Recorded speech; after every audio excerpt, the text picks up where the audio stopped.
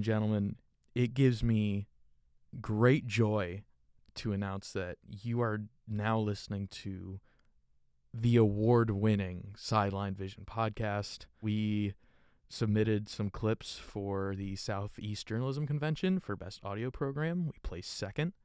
Very proud of my boys. And shout out Ty Wellmeyer, who is in a better place now. Was not there to collect, but I did edit him into a picture of the four of us now. So very excited about that.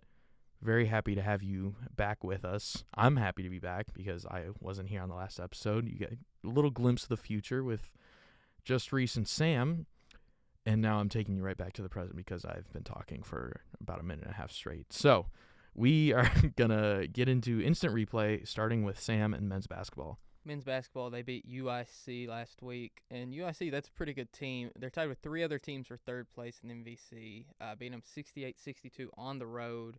They beat them 87-84 in Nashville, so didn't really score as much the last time, but they've swept the season series against them. They shot pretty well from the floor, a little bit below their season averages, but they're shooting 51% on average from the floor. So it's hard to get that every night. What's concerning for me is they turned the ball over 17 times after we saw them put up back-to-back 100-point performances with something like 50-13 assist-to-turnover ratio. So gave up the ball a little bit more than you'd want to see. Only had 18 points from the bench, which is not very usual for this team. They've got a lot of depth and just didn't really show it against UIC. Came back down offensively after just two back-to-back unbelievable 103-point performances.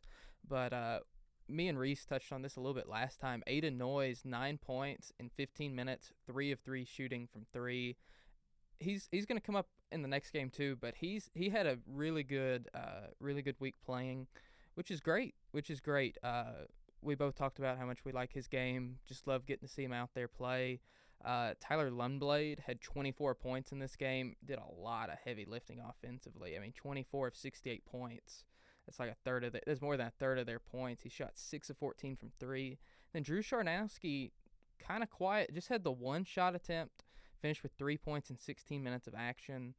And then fast forward to Bradley. Bradley tied for second in the MVC. There's a lot of ties right now. It goes Belmont, then Bradley and Murray State tied for second, then 3 teams tied for third. But Bradley got the best of the Bruins. First time in a while the Bruins have lost. They lost 95-84 in overtime.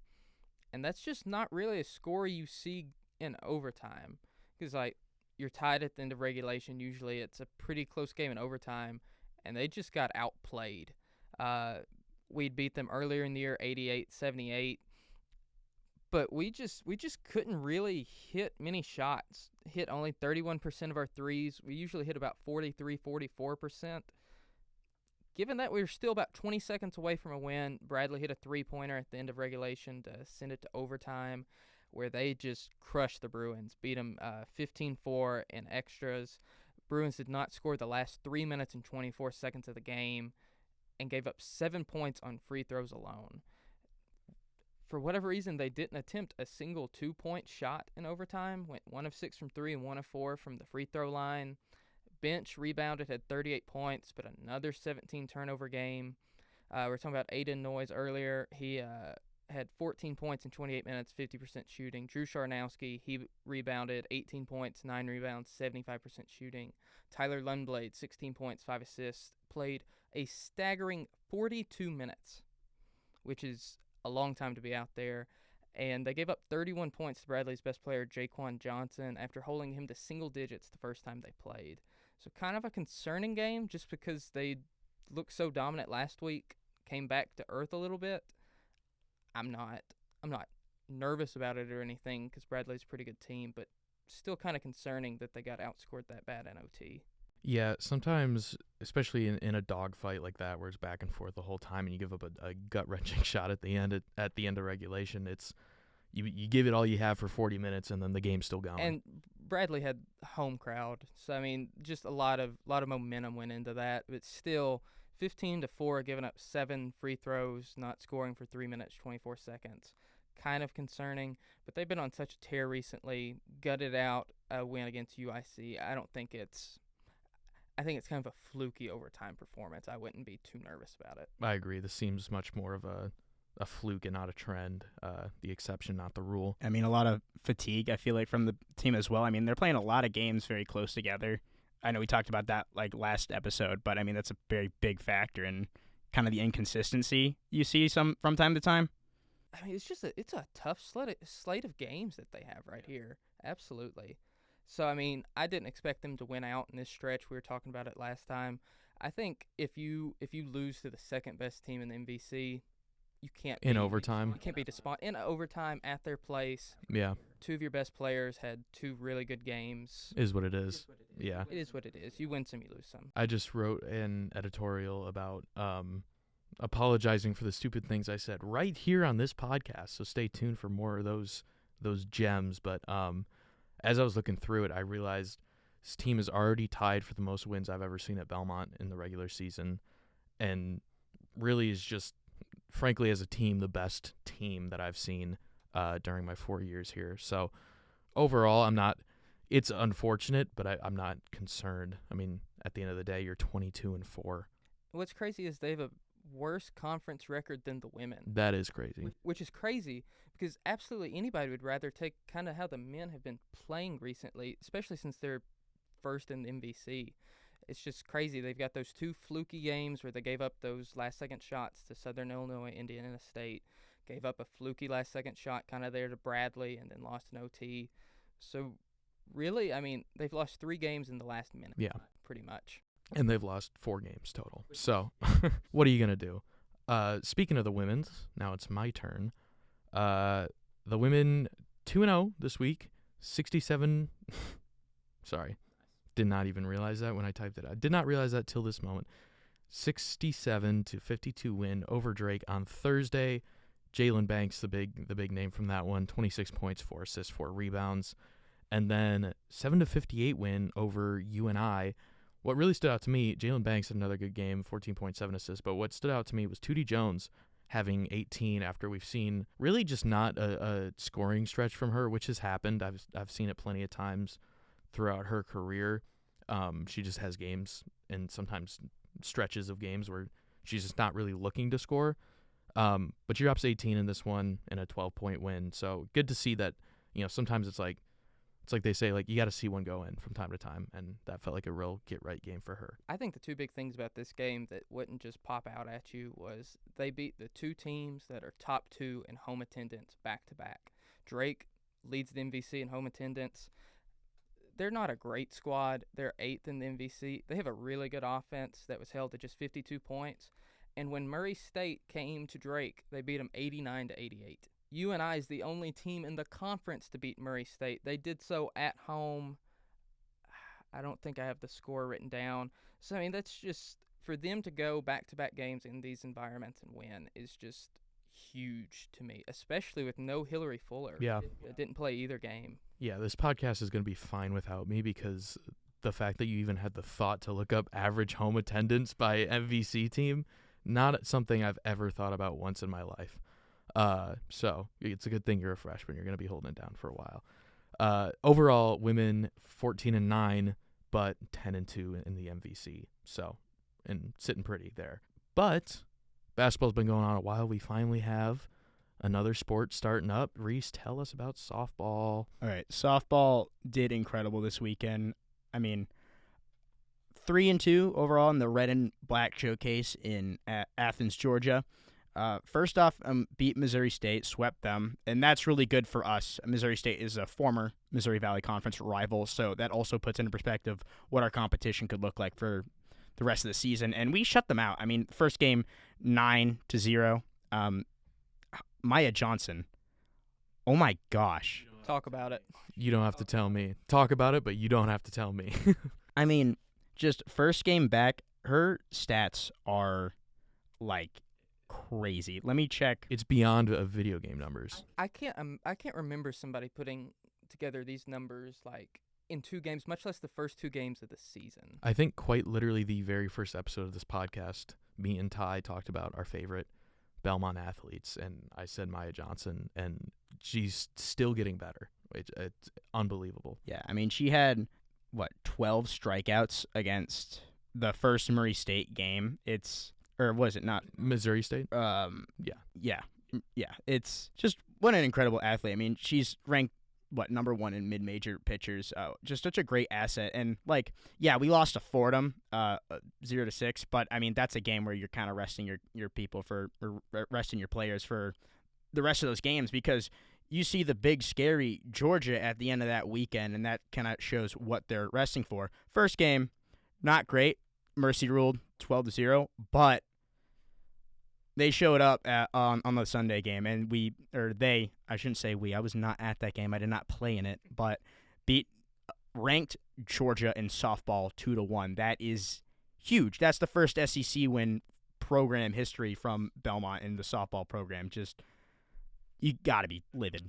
Yeah, that's exactly what I was about to say. Just unbelievable. I also want to mention about this Fordham game. It happened like they play Missouri State and then they instantly are playing Fordham. Yeah, that's just a tough turnaround for anybody. It's a tough turnaround, and it's also tough when you're not playing the same team back to back. That's one thing. Yeah, that's kind of fluky. It's odd, but I mean a 2-1 win against Georgia is that just proves you can beat anybody with Maya Johnson on the mound. I mean, honestly.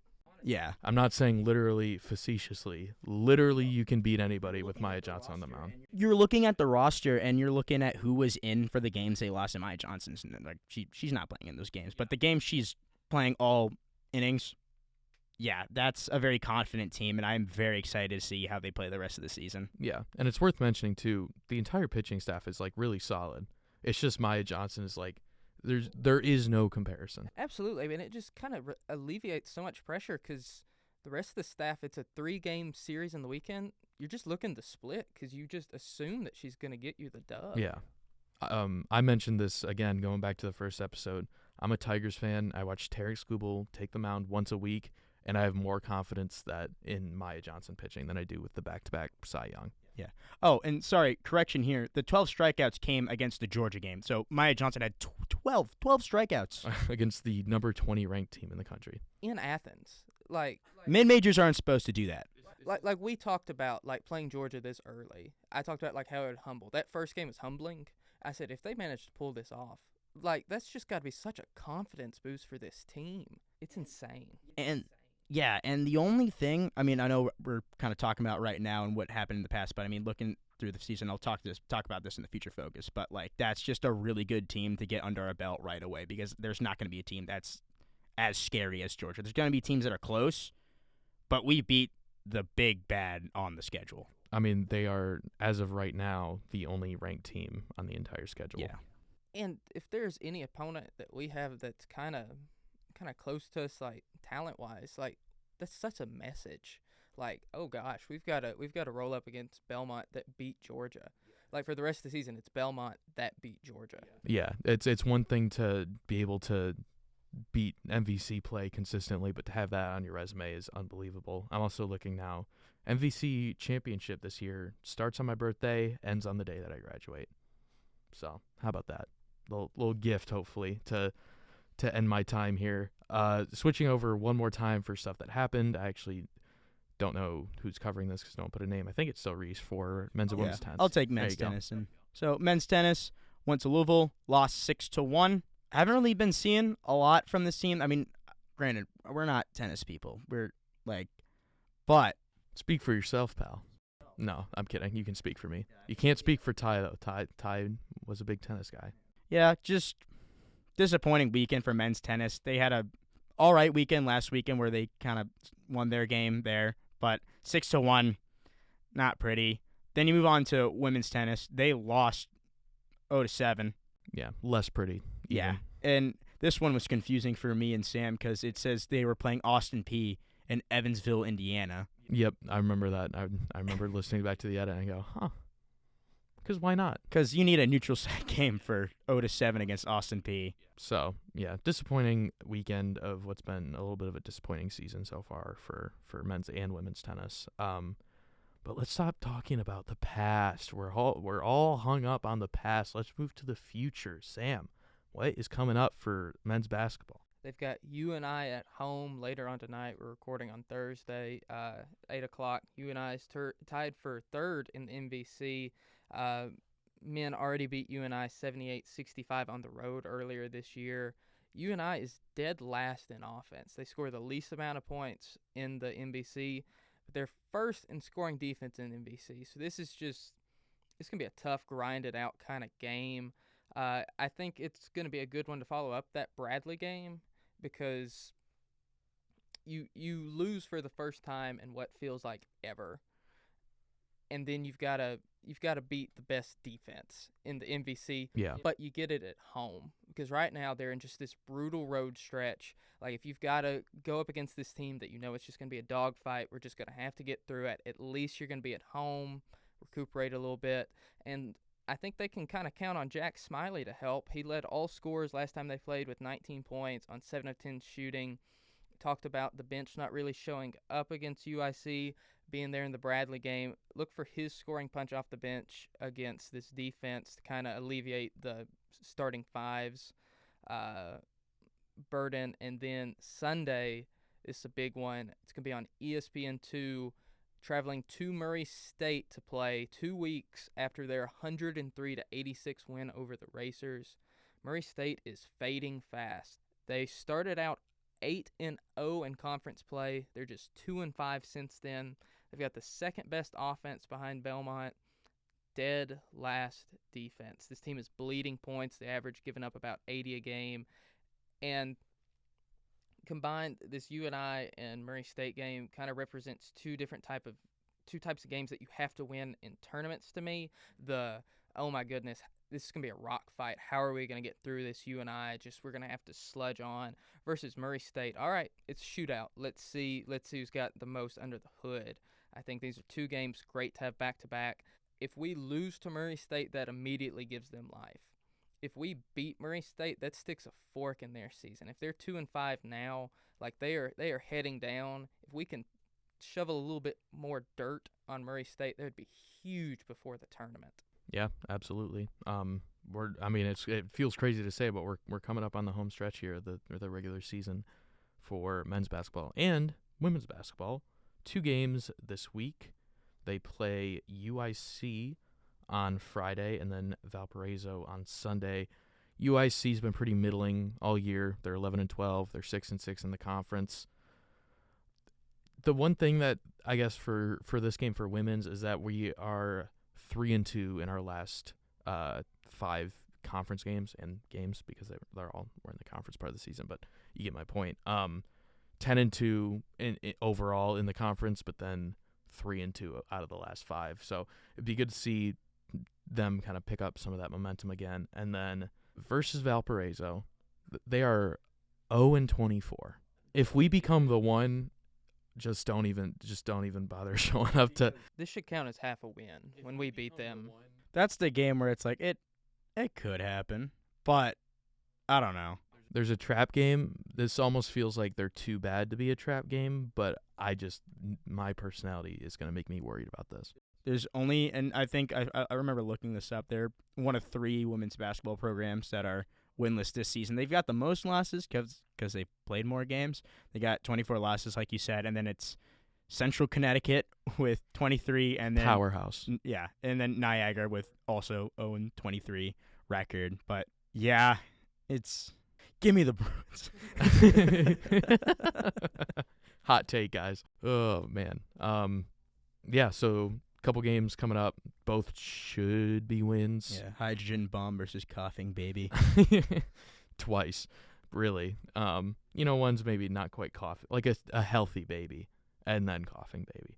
On that note, Reese, talk us through softball and baseball, what they got coming up. All right, so softball, they will be going to Birmingham, Alabama for the Sanford tournament, and schedule change. They will be playing 2 games on Friday and 2 games on Saturday. So I'm looking for a 2-2 weekend. I mean, that's just the way things are going to be. Sanford, they've got a pretty good record against Sanford. They have most wins. They're 7-3 all time against Sanford, and then played them as recently as 2025 in February. This is, whatever they decide which game is like, all right, we want to win this game and what roster we're going to put together to have our better players out there. I think going to win the games that they want their players to be in their top, like Maya Johnson's. And, a very confident weekend. I don't think, North Alabama only got one win in history. Lindenwood, 3 wins against them and no loss. We have not, I think the only team we've lost to is Samford. So I'm pretty confident for this weekend, but I would say I think they would focus on Samford for the Friday game, and then for the Saturday game, I think they focus on North Alabama. I don't think they try too much for that first North Alabama game and that Lindenwood game. Those would be the games I predict they lose this weekend. But also known as the non-Maya Johnson game. Yeah. So 3-game weekend for the Belmont Bruins in baseball. Now, this is a team I have no idea what they're going to be like this season. I covered them almost every home game last season they were at, and they got back-to-back losing seasons in the Missouri Valley Conference. It's not been very hopeful for the Bruins. And what seemed hopeful for the Bruins last year was that we had a lot of really good players that I could see get developed even more here at Belmont and see what happens for next year. But no, those guys are gone. We lost Pete Daniel, went to Virginia Tech. We lost Ethan Harden. He went to Auburn. We lost Will Pryor, went to Kentucky. And that was our thing, too. We like those 2 pitchers, Ethan Harden and Will Pryor. That was our big struggle last year, is that our pitching depth was not great. And those were the pitchers that you kind of were like hoping were on the mound that day. And, they had played their 6 innings, and then relief pitcher would play their game. We lost Logan Brock to Kennesaw State. I don't know what this team is, how they're not keeping their players. We lost 2 players to Cleveland State Community College. Just a lot of players we lost, but a lot of players we gained too. We have so many transfers on this new roster. We got a lot of new freshmen. It's just a very new team. So I don't know how they will do this weekend. I think Samford's going to be a tough challenge because Samford is, for preseason rankings, they're ranked to go number 1 or be first in standings for the SoCon or conference. And for Belmont, they're not even projected top 5. So, MVC, Missouri Valley Conference, I feel is a very strong conference for mid-major baseball. I feel like it's the stronger conference than SoCon. So I feel like it's a little bit more fair than any other matchup. But this is going to be a tough one for Belmont. If they can have Andrew Perry out there starting pitching, if they can have, Landon Godsey just lead the team in hits, and I don't know, but just a completely new team. But for Samford, I don't know how this weekend's going to go, is what I'll say. It's a very, like I said, I think it's a more fair matchup, but I think Samford still got the edge on Belmont. But excited to see our new transfers and our new freshman team. We have so many players. I was looking at the media page for the roster, and like up until 2 days ago, most of it was just like blank, like fill in the blank photos. And I'm like, oh my gosh, they lost so many guys. But hopefully we can start.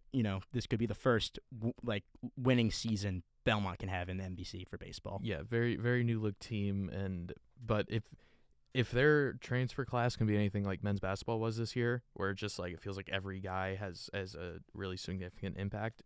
Who knows? But that is kind of we're in the who knows phase right now. I'm really excited. There's I wouldn't say there are no expectations. You expect to go out there and compete every game, but there are no expectations for me as somebody covering the game or just a fan. It's just I have no idea what this team's going to look like. Let me pull up for a weekend series and see what they've got. And I think baseball is just one of those sports. The first couple weeks of the year is just figuring it out. I never played a single season of ball where our starting 9 the first day was our starting 9 the last day. So it's going to be an interesting weekend. Reese, what do you think they go out of the 3? Out of the 3, I think we get at least one game this weekend. I think we get the game where Samford's not really trying to put their all into the game. Andrew Perry, I'm really excited to see what he does this season. He was a freshman last year, and to quote Will Pryor, that first game they were actually playing against Kentucky, so where Will Pryor is right now. But Will Pryor went in for 6 innings, and then Andrew Perry came in relief pitcher for one of his first starts in his career as a pitcher in college. And to quote Will Pryor, he was like, "Yeah, he looked like an 11th year senior out there, just the way he was on the mound. He looked like he's been there plenty of times. Really excited to see what kind of leadership role he does for all the pitchers that Belmont has. Really excited to see how he does. Landon Godsey, Mike Sprocket, glad to see them back. I'm just glad for the people who didn't leave, I'm glad to see them. But yeah, I'd say we win. What game do we win? I'd say the Friday game at 5:30. I think that's the one. We win. You heard it here first. Are we keeping it with you for tennis, Reese? Oh, yeah, I guess so. Or who wrote in tennis? I guess I did. Okay, sweet. Anyways, moving on. We're professionals. Award-winning podcast, by the way. Award-winning, second best in Southeast. Yeah. Anyways, and then going Tuesday, they got Bellarmine at home. That's their home opening game of the season. Hope Sam's there to cover that game for Tuesday. I think that's a game we do win. I remember last year. I'm pretty sure we won that game. But I'm just so glad to see baseball back. I love college baseball. There ain't nothing like mid-major baseball. Like baseball is probably my favorite sport to cover here at Belmont. And whether they're winning or losing, it's a great time. Yeah, baseball was my favorite sport to play, and I feel like as I get older, it becomes more and more my favorite sport to watch. But I've been watching Wheel of Fortune and Jeopardy reruns, so I'm already kind of the old one, and this is pulling it out of me even more. I'm really excited for baseball. Anyway, moving on to men's tennis and women's tennis. Men's tennis goes to Ole Miss this next weekend, and so does for women's tennis, they will go to North Alabama. Or no, they don't go to North Alabama. Sorry, they'll be at home for North Alabama. North Alabama's going here. Yeah. This is our house. I didn't write any of these freestyle topics, so whoever wants to take this one, lead us off, go for it. So the first one's post Super Bowl. That's all it says. What was the score of that? 29-13. That's going to be burned into Reese's memory for a long time. Really one-sided.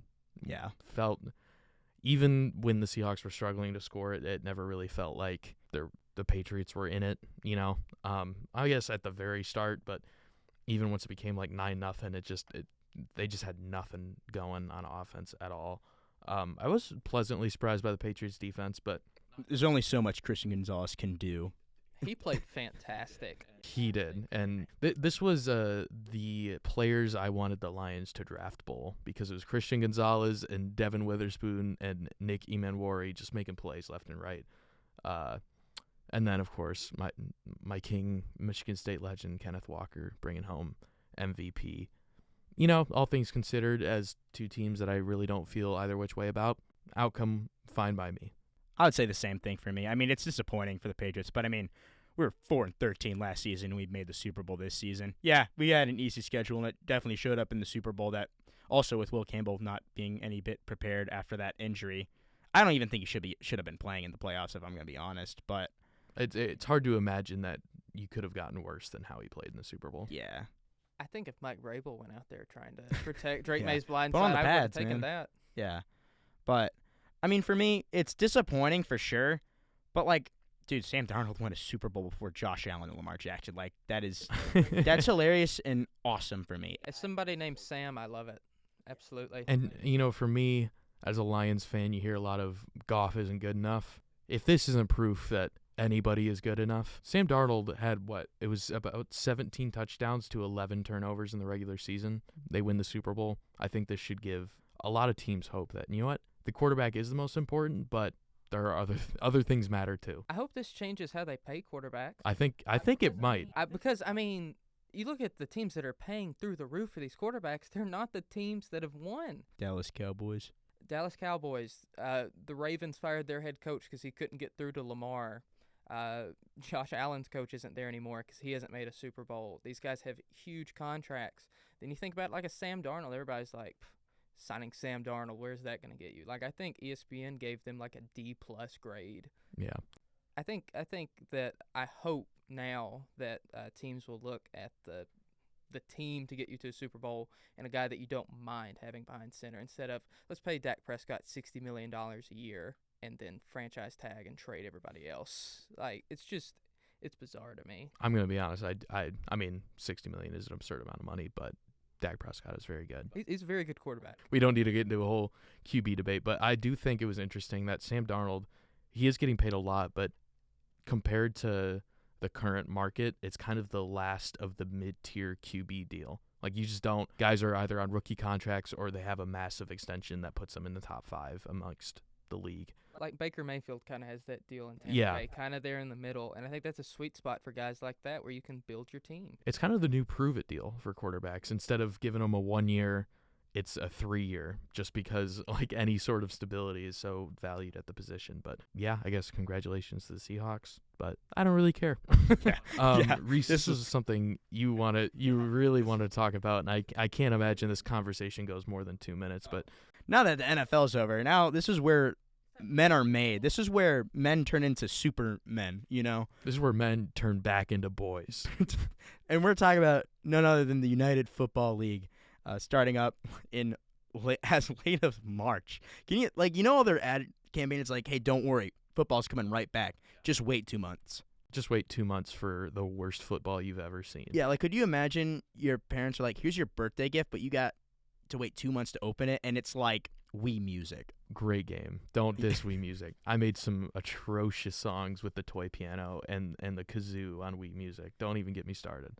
But yeah, my stance on the UFL power rankings is that I'm boycotting the league until they bring back the Michigan Panthers. I can't get into a sport if there's not a Michigan team, no matter how hard I try. There was one. They took it away from me, and frankly, they could bring it back next year, and I just don't know if my heart would be in it. And I think the worst thing about this is that the Michigan Panthers, they're now the Columbus Aviators. So they went from Michigan to Columbus, Ohio.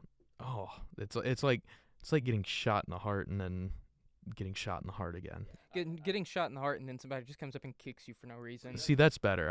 I started that sentence thinking I was going to figure out a place to go with it, and I didn't. And it's okay. Sam comes up for the layup. Yeah, thank you. Clean up.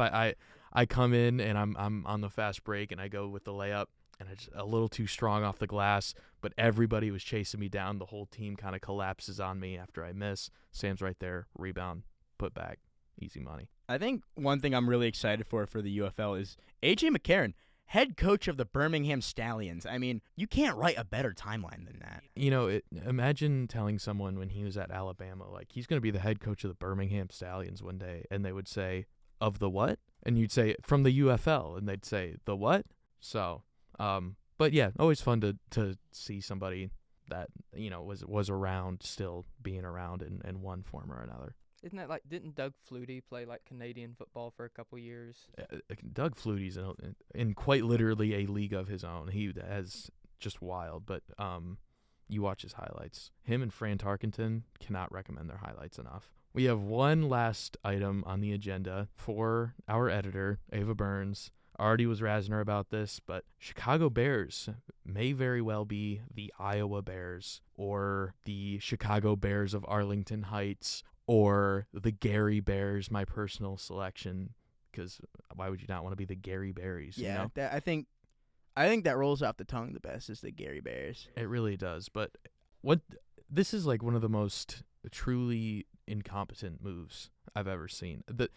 The Bears have been in Chicago longer than they've been the Bears. Yeah. Like they're one of the not premier, like they're so good, but like they're such an original, like iconic franchise. Like the fact that they're even like threatening this, it's just stupid.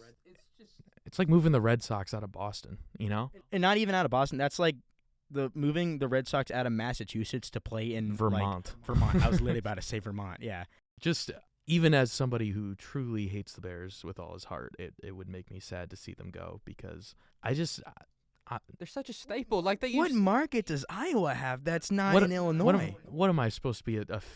I'm supposed to hate a team from Iowa? I don't care about Iowa. I feel like I would feel bad. Like, yeah, what is it? The Iowa Timberwolves. Like that's the team that plays there, right? In the G League for NBA, right? Oh, sure. But like, you know what I mean? You know what I'm saying? Look, man, Ty's not here. Yeah, I was gonna say that's a Ty question. We can't be talking G League. You barely got me to talk about the UFL. You want me to talk about G League basketball? Sure, they probably are the Iowa Timberwolves of the G League, but oh man, I'm just saying, stepping on some territory that Timberwolves aren't gonna like. The Iowa Cubs. Iowa Cubs. Yeah, that's the Cubs. That's their AAA team.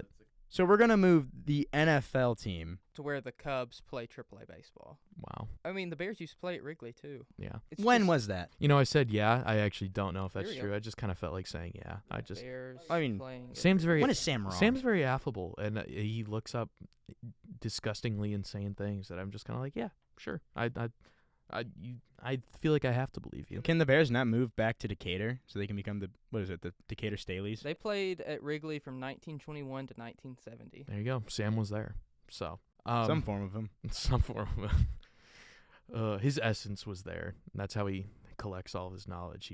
His soul has been everywhere. Yeah, this is like if the White Sox, because the White Sox rumors are that they could potentially go to Nashville, but I mean, that's like if the White Sox were like, yeah, we're going to Iowa. That's like such a historic franchise just to be in the middle of nowhere. I'm not a huge Midwest guy. Like, Hey, easy it's kind of now. a weird, Easy weird now. place for me. I've never really ventured there. I just couldn't imagine, like, hey, gang, let's go to Iowa to go watch the Bears play. So, but here's my thing. I think if Illinois isn't an option, which is crazy to think about, I think, and hear me out, a great spot for them would be Traverse City, Michigan. First off, Siri, it's Traverse City.